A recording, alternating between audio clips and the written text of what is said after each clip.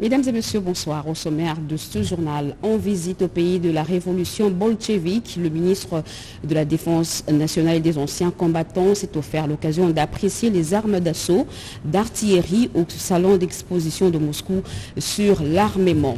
Le Rwanda, par ses sous-fifres du M23, a réussi à faire l'unanimité autour de sa volonté macabre. Dans l'est de la République démocratique du Congo, une centrale hydroélectrique a été la cible de ces M23, un acte pur de crime de guerre condamnable par le statut de Rome. Des jambes fracassées, corps ensanglantés, ils arrivent à l'hôpital en urgence et ils sont pris en charge. Une fois sur pied, ils prennent la poudre d'escampette. Ces malades condamnent cet hôpital à la disparition. Constat de la rédaction à l'hôpital Nikoua. Nous sommes à Limiti. Mesdames et messieurs, bonsoir. Merci de votre fidélité et bienvenue dans ce journal. Le 42e sommet ordinaire de la SADC a fermé ses portes à Kinshasa. Vous le savez, une cérémonie de clôture sanctionnée par la succession du président de la République, Félix Antoine Tshisekedi Tshilombo, à son homologue du Malawi à la tête de la communauté de développement de l'Afrique australe, SADC. Les temps forts de cette cérémonie avec Kibambeso Moïsa. Les lampions se sont éteints sur les travaux du 42e sommet ordinaire de la communauté de développement de l'Afrique australe, une rencontre de haut niveau qui a connu la participation d'une dizaine de chefs d'État qui ont tous répondu à l'invitation de leur homologue de la RDC Félix Antoine Tshisekedi Tshilombo, élu président à l'exercice de la SADC, succédant au président du Malawi, Lazarus Chakwera. Dans son discours de clôture de travaux, le nouveau président de la SADC s'est réjoui de l'aboutissement heureux du sommet des chefs d'État et de gouvernement au cours duquel l'organisation s'est dotée de plusieurs décisions dont la mise en œuvre permettra à la communauté de booster l'industrialisation, gage de son développement. Comme je l'ai annoncé dans mon allocution d'acceptation de la présidence de la SADC, la République démocratique du Congo, par le truchement de son gouvernement, s'active dès à présent à mettre en œuvre des programmes et des projets inscrits dans le plan indicatif régional de développement stratégique 2020 à 2030, inspiré par la vision 2050 de la SADC pour le bien-être de nos populations. La réalisation des programmes et projets par notre communauté afin de s'imposer comme un acteur compétitif sur la scène internationale et au sein de l'économie mondiale passe par la promotion de l'industrialisation, par l'agro-transformation en vue de la croissance économique inclusive et résiliente de la région de la SADC. C'est une dynamique à renchérir le président de la République qui sera au cœur de son action avec un accent particulier sur le développement des infrastructures, sans oublier le rétablissement de la paix et la sécurité dans la sous-région avec le concours de tous. Un autre temps fort du 42e sommet ordinaire a été la nomination de Mme Angèle Makombo Ntumba aux fonctions de secrétaire exécutif permanent adjoint de la SADC. La nominée a prêté serment devant le président de la Cour constitutionnelle Dieudonné Kamuleta Badibanga en présence du président de la SADC et de chefs d'État de la communauté sous-régionale. Et puis ce tête-à-tête entre Félix Antoine Tshisekedi Tshilombo et Samia Suluhu, aujourd'hui à la Cité de l'Union africaine, la présidente de la Tanzanie, pour sa première visite d'État en RDC dans le cadre du 42e sommet de la SADC, a discuté avec son homologue congolais des voies et moyens de renforcer davantage la coopération qui existe entre les deux pays dans divers secteurs d'intérêt commun. Guilain Kabalunti. Le dispositif était réglé au millimètre ce jeudi 18 août 2022 à la Cité de l'Union africaine pour cette première visite en RDC de la présidente de la République unie de Tanzanie. Accueilli par son homologue de la République démocratique du Congo, Félix Antoine Tshisekedi Tshilombo, nouveau président en exercice de la communauté de développement de l'Afrique australe SADC, Samia Suluhu a été convié à observer tous les cérémonials protocolaires. Exécution des hymnes nationaux, passage en revue de troupes et salutations des différentes délégations.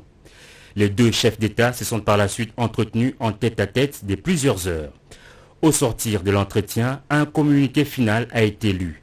Il ressort de ce document que les deux dirigeants ont discuté des voies et moyens de renforcer davantage la coopération qui existe entre les deux pays dans divers secteurs d'intérêt commun.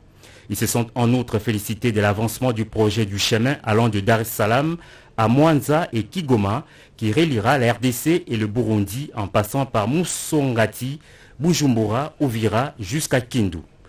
Au sujet des questions de sécurité, la présidente de la Tanzanie a soutenu que les deux États étant respectivement membres des deux organisations sous-régionales, si l'un n'est pas en sécurité, c'est toute la communauté qui est attaquée. Complété par son homologue congolais, Félix Tshisekedi, tout en condamnant l'agression de son pays par le voisin rwandais, a fait remarquer que le processus de déploiement de la force régionale dans l'Est de l'RDC est entamé, même s'il n'y a pas encore de date précise de son effectivité. À savoir à quel moment toute la force régionale sera opérationnelle, ça ce sont les spécialistes qui pourront le dire. Mais ce qui est vrai, c'est que l'engagement est pris et la dynamique est en marche. Après Kinshasa, la prochaine étape, ce sera Dar es Salaam où les deux dirigeants ont pris l'engagement de se revoir pour sceller tout ce qui a été convenu. Et pendant ce temps, au Nord Kivu, le chantier d'une centrale hydroélectrique au parc de Virunga a été la cible de l'artillerie du Rwanda à travers les M23. Ces terroristes ont également tiré sur l'ambiance des FARDC en train de porter secours aux blessés dans le groupement de Djomba. Dans un communiqué, le secteur opérationnel Sokola 2 dénonce ces graves violations de droits de l'homme. On écoute le colonel Njike, porte-parole de l'opération Sokola 2. Le secteur opérationnel Sokola 2 Nord Kivu dénonce des violations graves du droit de l'homme commises par les M23 et ses alliés de l'armée rwandaise en date du 16 août 2022 lors de leurs attaques sur les positions des forces armées de la République démocratique du Congo à Rwanguba, Rangira et Muimbira dans le groupement Djomba en territoire de Rutshuru. Il s'agit notamment de largage des bombes sur les habitations civiles à Tchakere dans la localité de Rwanguba et Rangira, causant 5 blessés parmi la population civile, dont M. Sabimana Serelari, âgé de 20 ans, M. Nyamureme Naishute, âgé de 46 ans, Madame Manihiro Olive, âgé de plus de 50 ans, Monsieur Sadiki Naomi, âgé de 25 ans, et de Ndabakale Anissé, une fillette blessée à la tête. Ils ont aussi procédé à l'attaque à l'artillerie sur les chantiers d'une centrale hydroélectrique du parc national de Virunga. Ils ont aussi tiré sur l'ambulance des forces armées de la République démocratique du Congo qui était en train de récupérer et sauver les blessés civils.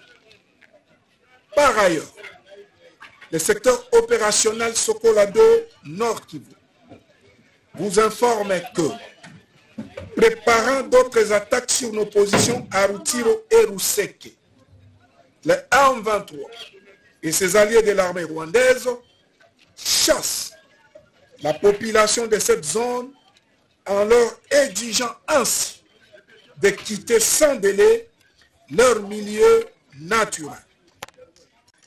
Eu égard à ce qui précède, les forces armées de la République démocratique du Congo demeurent respectueuses des accords du sommet des chefs d'État à Nairobi instaurant une trêve.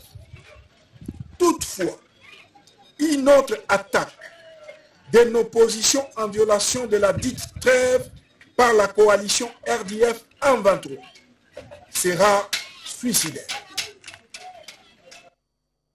Et en Ituri, 7 ADF capturés et 10 autres neutralisés par les FARDC dans la région de Boga et Loloua en l'espace d'une semaine. Ils ont été présentés au gouverneur militaire Luboyanka Chamadjoni. Le porte-parole des FARDC en Ituri, June Ngongo, a demandé à la population de faire confiance à l'armée congolaise. Junior Selimani. Déterminé à mettre fin au phénomène ADF et restaurer l'autorité de l'État en Ituri, les forces armées ont capturé 4 terroristes ADF lors d'une contre-attaque menée dans les localités de Malibongo et Malaya, dans la région de Boga. Ces rebelles ADF, parmi lesquels 2 renseignants et un ravitailleur, ont été présentés ce mercredi au gouverneur militaire de l'Ituri, par là au nom du lieutenant-général Luboyanka Chamadjoni. Le porte-parole de l'armée en Ituri appelle la population à toujours faire confiance aux forces loyalistes pour la neutralisation définitive de tous les ennemis de la paix. La population doit raviver la conscience de quitter ces ADF. Il ne faut jamais être en connivence avec l'ennemi. C'est déplorable de voir les gens paisiblement, mais ils se font les complices, ils se font les renseignants. Comment voulez-vous gagner une guerre contre ces terroristes où certaines populations sont en connivence avec l'ennemi? C'est inimaginable, on ne peut pas imaginer cela. C'est comme ça, au nom du gouverneur militaire, commandant des opérations, la guerre sera gagnée que si la population, celle-ci, comprend que nous sommes dans une phase où nous devons collaborer avec les forces armées, nous devons dénoncer tous les cas suspects. On ne peut pas se faire ennemi de l'armée en étant dans la population et en demandant la sécurité par les forces armées au sein de la population. L'un des capturés explique les circonstances de son enrôlement au sein de cette force négative. Moi et ma famille, nous venons de Massissi à la recherche des terres arables pour notre survie. C'est ici que nous avons intégré le mouvement terroriste ADF. Dans la même veine, les forces armées ont déjoué la semaine dernière une attaque de ces rebelles dans la région de Loloua, traversée par la RN4, où le trafic est redevenu fluide. Comment gérer ou mener à bien l'opération pour la démobilisation et la réinsertion des éléments des groupes armés en province et pour quel budget? Toutes ces questions ont retenu l'attention des partenaires des organismes du système des Nations Unies et les responsables du programme de désarmement, démobilisation, relèvement communautaire et stabilisation au cours d'un atelier tenu au Cercle Elaïs. Oscar Mbalkaïch. Cet atelier organisé avec l'appui de la MONUSCO a permis aux experts du PDDRC, programme de désarmement, démobilisation, relèvement communautaire et stabilisation, de présenter les plans opérationnels après la validation et l'adoption de la stratégie nationale par le président de la République, Félix Antoine Tshisekedi Tshilombo. Les participants à cet atelier, les coordonnateurs nationaux du PDDRC, les représentants spéciaux du secrétaire général des Nations Unies et les coordonnateurs résidents des agences humanitaires, les services spécialisés du gouvernement, les représentants des ambassadeurs et des missions diplomatiques, la société civile, les coordonnateurs provinciaux, la MONUSCO, les personnalités des agences du système des Nations Unies, ainsi que les cadres de la coordination nationale du PDDRC, ont passé en revue ces documents. Je prends les affaires sociales, je prends le ministère comme agriculture, je prends le ministère comme femmes et famille, sont membres du comité de pilotage. Ils sont facteurs dans l'élaboration de POP. Ils vont participer au niveau de la province. Et s'ils ont maintenant des contributions, ils vont nous donner leur expertise là-bas. Et ça ne va pas poser des problèmes. Ils ont donné leurs avis et considérations assortis de quelques recommandations. Les missions du PDDRCS ont été rappelées aux uns aux autres lors de ces assises. Quelques jours, vous verrez que non, la RDC, on ne parle plus des groupes d'armes. Et la société civile s'est engagée à accompagner ces programmes salutaires pour le retour de la paix dans l'est de la RDC. Des plans opérationnels pour chaque province ainsi que les budgets spécifiques ont été définis lors de ces travaux. Les FARDC qui montent en puissance, en plus d'hommes, doivent s'équiper des matériels performants et modernes. Le ministre de la Défense nationale et des anciens combattants qui participait à la conférence sur la sécurité internationale a visité le salon d'exposition des armements et matériels militaires russes. Commentaire Jojo Dib. L'occasion faisant le larron, dit-on, en séjour à Moscou. En Russie, dans le cadre de la conférence sur la sécurité internationale, le ministre de la Défense nationale et ancien combattant a saisi la balle au bond pour visiter le salon d'exposition des armements et matériel militaire de fabrication russe. Dr Gilbert Kabanda Kourenga, tant son intérêt à moderniser l'armée congolaise lui tient à cœur. Du reste, un des challenges majeurs de son plan d'action, en conformité avec la mise en œuvre de la loi de programmation militaire tout récemment promulguée par le chef de l'État et commandant des FARDC, lui-même un militaire général à la retraite ayant une connaissance parfaite des différents types d'équipements militaires, Gilbert Kabanda n'a rien laissé au hasard. La préoccupation du ministre de la Défense parmi ses propriétés et urgences, c'est de pouvoir équiper notre armée nationale des matériels et équipements modernes, performants des derniers cris. La Fédération de Russie, une des grandes puissances militaires au monde,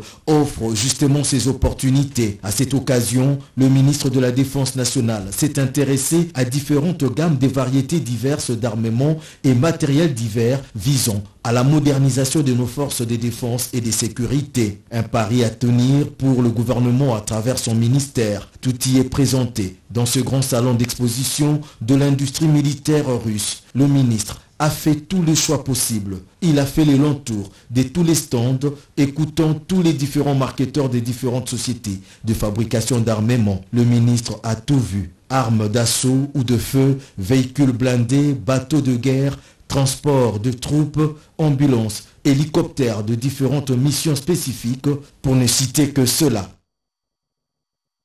À Kinshasa, l'Université libre de Kinshasa, l'ULK, a intégré dans son programme de cours le travail gouvernemental. Un exercice auquel s'est livré le ministre de la Communication et des Médias, Patrick Mouyaya, et en face des étudiants de cette institution, a expliqué les procédures qui concourent dans la formation du gouvernement, mais aussi le déroulé du Conseil des ministres. Regardez. Debout, ces étudiants de l'ULK saluent la venue de l'enseignant du jour, le ministre de la Communication et Médias, porte-parole du gouvernement qui vient renforcer les connaissances de ces étudiants dans le cadre du cours intitulé « Travail gouvernemental ». Du coup, dans ses premiers mots, Patrick Mouyaya a expliqué l'importance de la communication gouvernementale, la collaboration entre ministères, les déroulés d'un conseil de ministres, la majorité parlementaire et tant d'autres thématiques. La communication vous offre l'avantage d'anticiper sur des crises, de répondre à des préoccupations. C'est pour ça que nous, on a instauré ces systèmes de briefing presse que nous faisons sur la télévision nationale, où régulièrement, chaque fois qu'il y a un sujet d'actualité, nous venons avec le ministre et du secteur concerné, pour que chaque ministre soit en mesure lui-même de venir défendre les sujets de son secteur devant les médias qui vous représentent. Comment on décide au niveau du gouvernement? L'organe de décision, c'est le Conseil de ministres. On s'est réunis tous les vendredis. Stylo à la main, ces étudiants suivent non seulement la matière du jour, mais certains l'immortalisent en écrivant quelques grandes lignes qui vont peut-être leur servir de repère dans leur future carrière politique. D'autres s'adonnent à le jeu de questions et réponses. Mais pourquoi il y a une grande démarcation entre ce que nous apprenons à l'université et ce qui se passe dans la vie politique? Vous savez, le milieu estudiantil, c'est le milieu où on mesure la capacité de quelqu'un, s'il est capable de convaincre ou pas. Patrick était à la hauteur, il a été applaudi du début à la fin. Dans son allocution, le ministre Patrick Mouyaya a expliqué les us et coutumes qui concourent à la formation d'un gouvernement à travers le monde, les relations existantes entre les institutions du pays, mais aussi la composition d'un cabinet ministériel. Parlons processus électoral. Parmi les priorités de la CENI figure l'identification de la population. Et c'est dans cette logique que le président de la Commission électorale nationale indépendante, Denis Kadima, a discuté avec le directeur général de l'Office national d'identification de la population. Les deux personnalités ont mis en place des stratégies devant permettre et à la CENI et à l'ONIP de réaliser leur mission. Tétis Samba et Jérès Toufoundji. Cette rencontre entre le président de la Commission électorale nationale indépendante, Denis Kadima Kazadi, et Richard Ntumba Ilunga, directeur général de l'Office national d'identification de la population ONIP, s'inscrit dans le cadre de collaboration entre ces deux institutions. À l'issue de cette audience, le directeur général de l'ONIP dévoile l'objet de sa visite. Nous sommes venus pour baliser le cadre de collaboration qui sera un cadre permanent parce que nous voulons donner ces deux objectifs-là, les réaliser pour le bien-être de notre population. Nous avons mis en place des stratégies qui vont permettre à la CENI librement et de façon indépendante de réaliser ses missions et entre-temps à l'ONIP de passer par la CENI pour réaliser certaines choses, notamment l'identification de la population, parce que les électeurs qu'on va identifier font partie de la population. Pour Richard Ilunga Ntumba, l'ONIP et la CENI doivent travailler la main dans la main pour que ces deux missions importantes soient réalisées. Les deux structures qui sont complémentaires doivent se parler en permanence, a-t-il ajouté.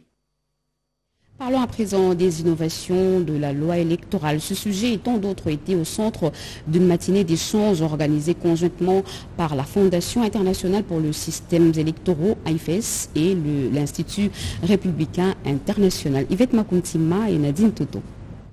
La République démocratique du Congo, une démocratie qui s'enracine au fil des cycles électoraux. Des scrutins libres et démocratiques, transparents et apaisés passent notamment par la vulgarisation des textes légaux, réformes et règlements de la centrale électorale pour une lecture harmonieuse des parties prenantes. C'est ce qui justifie l'organisation de cet atelier sur les innovations apportées sur la loi électorale, initiative conjointe de la Fondation internationale pour les systèmes électoraux AIFES et l'Institut républicain international, financé par l'USAID, et ce, dans le cadre du projet d'intégrité électorale.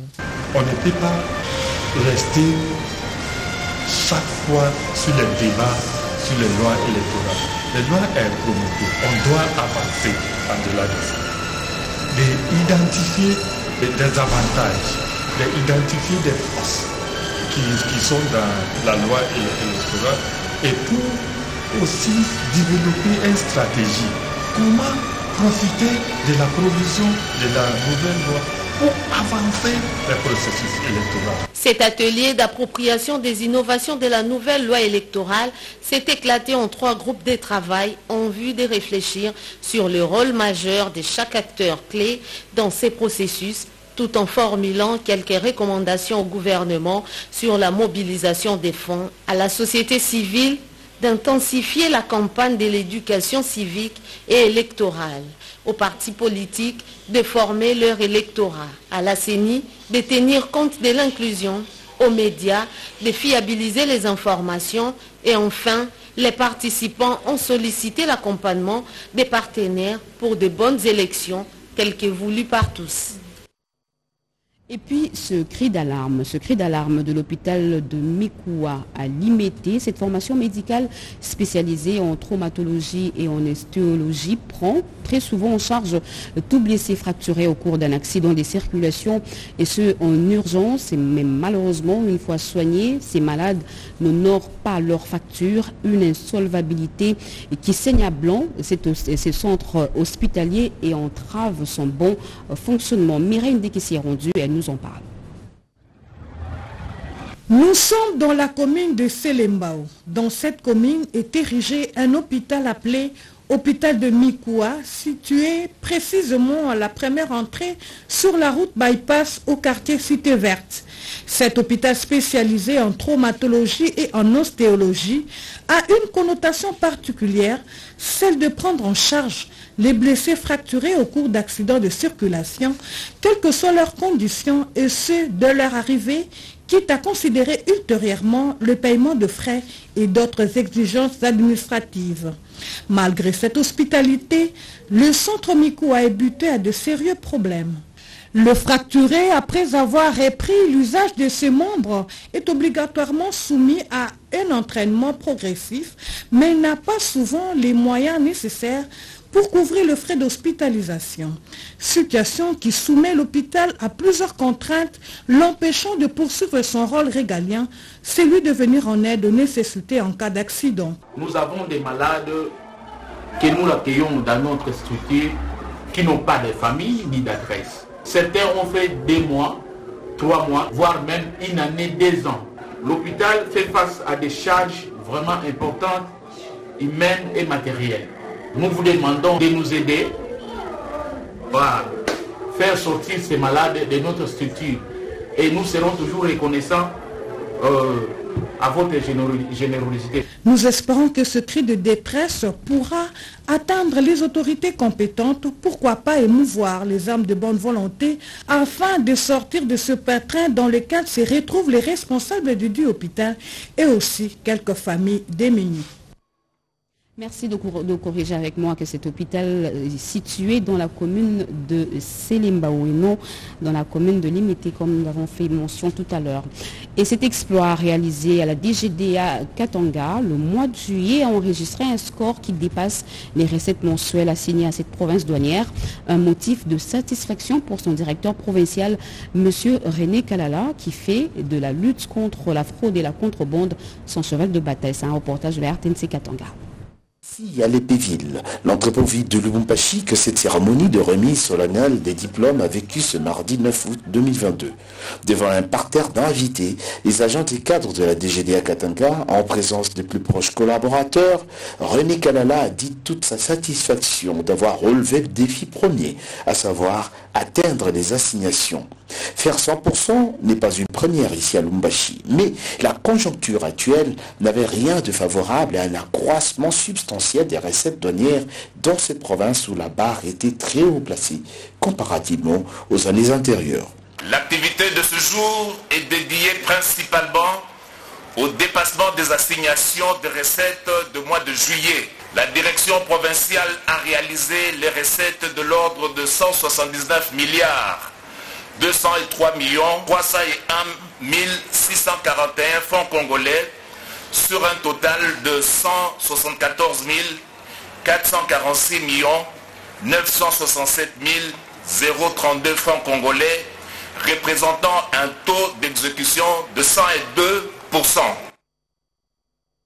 Toute personne ayant fait un raccordement frauduleux au réseau des distributions d'eau, de tuyaux de la Régie des eaux sera déférée devant les instances judiciaires. Cette décision a été prise lors d'une descente effectuée par une équipe de la Régie des eaux à Bukavu. D'autres précisions dans ce reportage.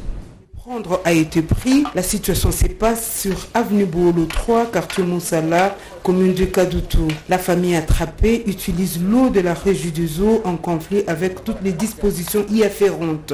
Une équipe de cette société y a été dépêchée pour s'enquérir de la situation. Il y a les règlements de l'entreprise qui disent que celui qui vole de l'eau, dès que vous l'avez rencontré, c'est tout de suite là qu'il faut couper.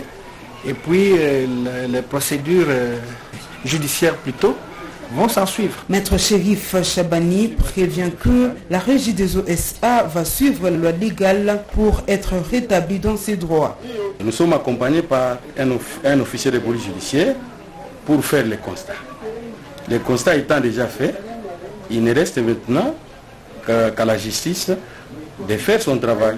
Et la Régie des eaux, en tant que victime, va devoir confirmer sa plainte qui est déjà devant l'officier de police judiciaire. Au-delà du cas de vandalisme des installations de la Régie des eaux, les constructions sur le conduite de la Régie des eaux, les tripotages de compteurs de cette société, le raccordement frauduleux devient également de plus en plus récurrent au Bukavu. La précision émane de Valeur Tumba, directeur provincial de cette société, qui a profité de cette occasion pour appeler les habitants à prêcher par une collaboration entre agents Régie des eaux et les abonnés.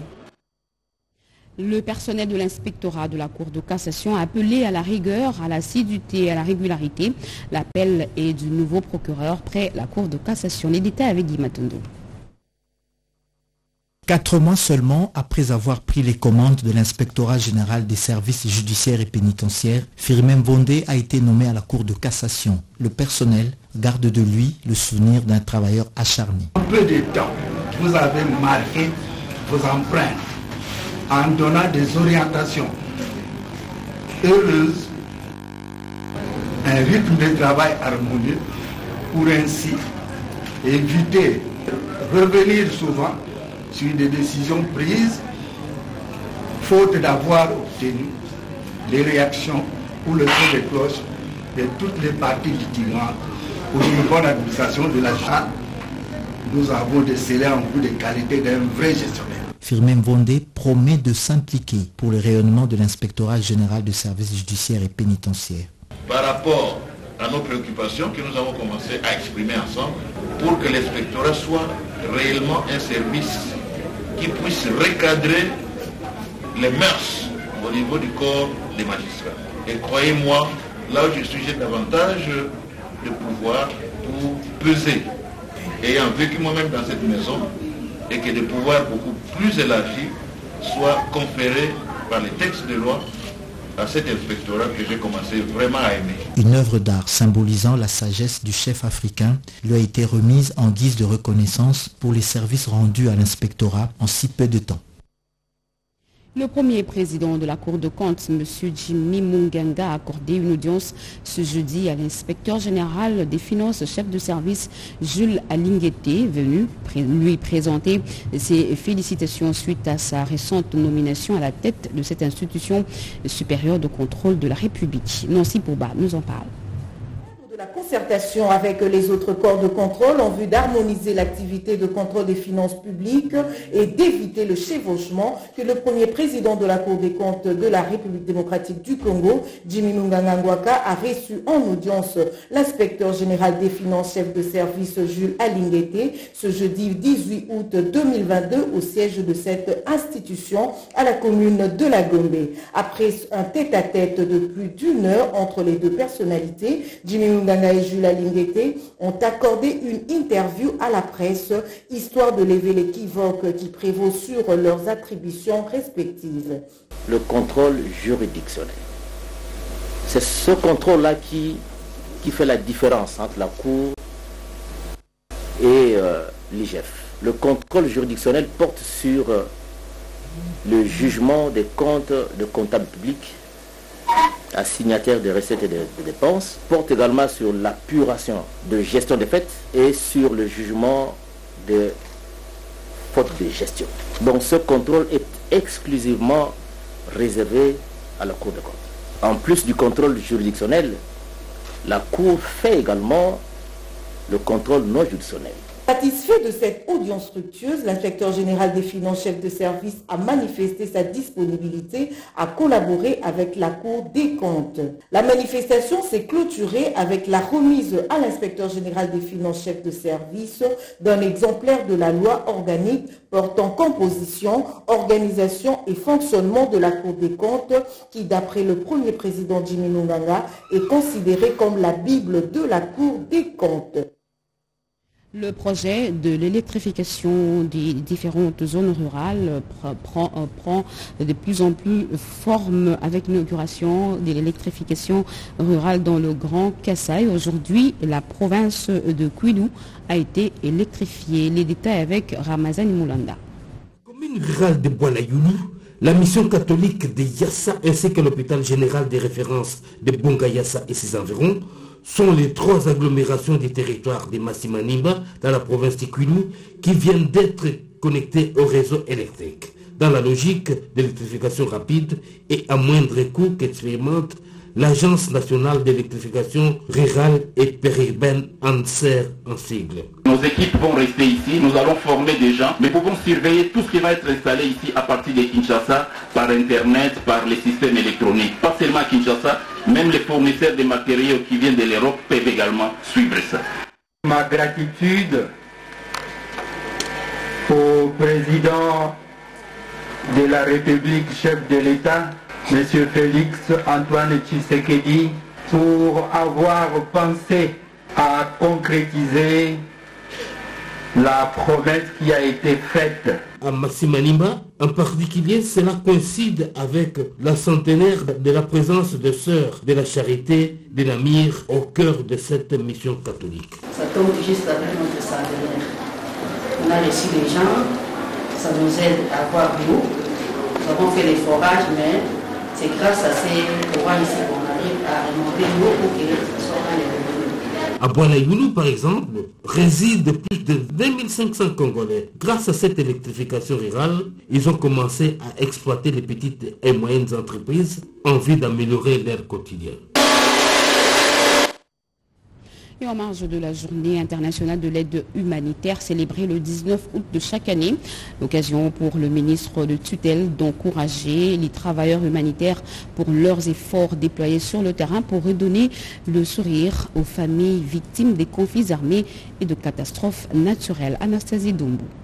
Contexte de crise humanitaire consécutive aux conflits armés et guerres récurrentes qui sévissent surtout dans la partie est de notre pays, Modeste Mutinga Mutushai, ministre des Affaires sociales, Actions humanitaires et solidarité nationale, s'est adressé à la nation à l'occasion de la journée mondiale de l'aide humanitaire célébrée le 19 août de chaque année. En voici un extrait. En cette journée où le monde entier célèbre la journée internationale de l'aide humanitaire, nous rendons hommage aux travailleurs humanitaires qui, au péril de leur vie, abattent un travail immense pour donner le sourire à des millions d'hommes, de femmes et d'enfants qui sont frappés de manière répétée par les conséquences des conflits armés, des épidémies et des catastrophes naturelles en République démocratique du Congo.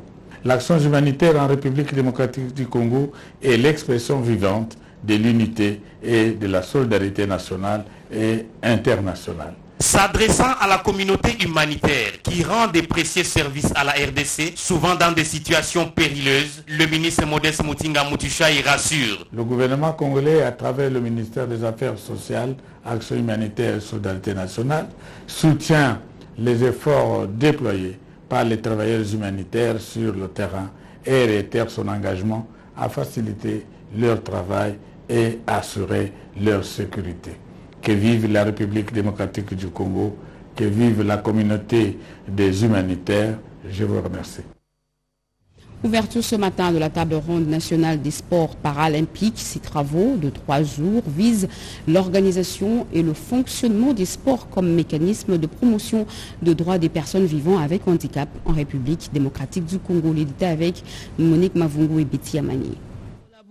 Avec le ministère des Sports et Loisirs, le ministère des Affaires sociales ayant en charge les personnes vivant avec handicap et autres personnes vulnérables, organise une table ronde nationale des sports paralympiques avec comme objectif de promouvoir les droits des personnes vivant avec handicap et autres personnes vulnérables à une santé sportive, culturelle, récréative ainsi qu'aux sports et loisirs adaptés. La représentante de la Comité international de la Croix-Rouge, Madame Elia, et le secrétaire général au sport, Barthélemy Okito, représentant le ministre des Sports, ont salué la tenue de ces assises qui se tiennent avant les états généraux des sports. La ministre des Affaires sociales, Maître Irène Essambo Diata, a convié les participants à une réflexion profonde pendant le déroulement des travaux. Votre apport sera d'une grande importance dans le renforcement de la collaboration entre le ministère en charge des personnes avec handicap et autres personnes vulnérables et celui ayant les sports et loisirs dans ses attributions afin de donner plus d'efficacité et de visibilité aux sports paralympiques dans notre pays. À ce jour, l'inclusion de la personne vivant avec handicap dans la société congolaise à travers les sports paralympiques passe par diverses disciplines.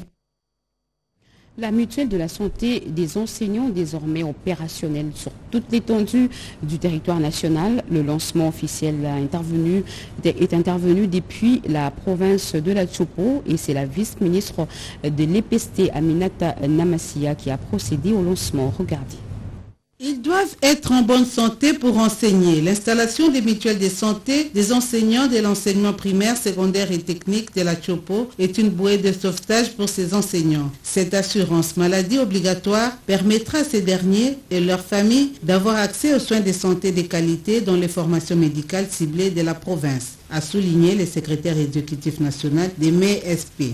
L'inauguration du bâtiment de ces mutuelles par la vice-ministre de l'EPST, Aminata Namassia, à Kisangani, en présence du PCA de cette mutuelle, l'honorable Guy Mafuta, marque le lancement officiel de ces mutuelles de santé dans toute la province. La cérémonie de ce jour, qui s'inscrit dans le cadre de l'extension de la MESP dans toutes les provinces de la RDC, accompagne et matérialise à juste titre la politique du gouvernement de la République, celle de la mise en œuvre de la couverture santé universelle d'une part, et d'autre part celle de la gratuité de l'enseignement primaire, dont le ministère de l'EPST assure l'effectivité. Occasion pour le vice-gouverneur d'exprimer sa gratitude au chef de l'État, Félix-Antoine Tshisekedi Tshilombo, pour son souci d'améliorer les conditions sanitaires des enseignants de cette province et au ministre ainsi qu'au PCA des MEPST, l'honorable Guy Mafuta, pour leur implication personnelle pour la concrétisation de ce projet. Nul ne pourra remettre en cause la volonté affichée et déclarée du chef de l'État, Son Excellence Félix-Antoine Tshisekedi Tshilombo, sur la recherche des solutions aux problèmes de santé que rencontre la population. Et ce message de félicitations adressé au président de la République émanant du Fonds de promotion de l'industrie Excellence. Monsieur le président de la République et chef de l'État, c'est avec grand plaisir que nous, membres du conseil d'administration, direction générale et personnel du Fonds de promotion de l'industrie FPI avons appris l'avènement de la République démocratique du Congo à la présidence tournante de la communauté de développement de l'Afrique australe SADC. À cette occasion, nous vous présentons nos sincères félicitations ainsi que nos vœux ardents de réussite dans l'accomplissement de cette lourde mission. Bras séculier du gouvernement de la République en matière de politique industrielle, le FPI vous réitère, Excellence, Monsieur le Président de la République, en cette heureuse circonstance, son attachement à promouvoir l'essor de l'industrie congolaise et vous renouvelle sa loyauté et sa ferme détermination à apporter sa contribution à la reconstruction du pays et à la création d'emplois et à la mise en œuvre de la politique du gouvernement de la République en ce qui concerne notamment le développement de l'entrepreneuriat féminin et l'accompagnement des jeunes. Puisse le Seigneur, notre Dieu, vous assister dans l'accomplissement heureux de vos nouvelles fonctions afin de faire de notre pays une nation prospère. Ce communiqué est signé Jean-Claude Kelenga Makonga, directeur général. Et ce message de félicitations de forces politiques et sociales alliées à l'UDPS, Excellence Monsieur le Président de la République, chef de l'État, au lendemain de votre élévation à la présidence de la SADC, c'est avec un plaisir particulier que nous tenons à vous adresser nos sincères félicitations et en vous choisissant pour les représenter. Vos pairs ont rendu un hommage légitime à vos qualités personnelles de sagesse et de hauteur de vue, ainsi qu'au rôle actif de la République démocratique que la République démocratique du Congo joue de longue date en faveur de l'intégration africaine et de la paix. Ils ont également rendu hommage à vos efforts mondialement reconnus en matière de gouvernance démocratique et de respect de l'état de droit.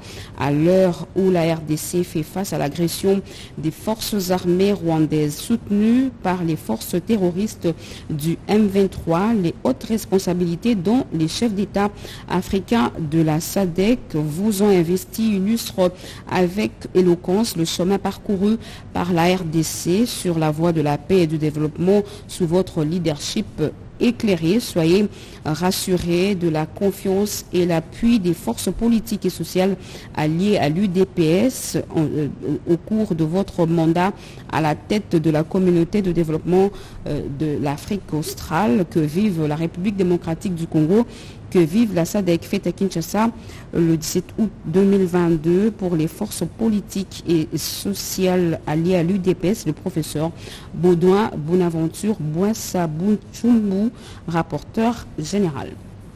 Voilà, c'est par ici que nous mettons un point final à ce journal. Mesdames et messieurs, merci de l'avoir suivi.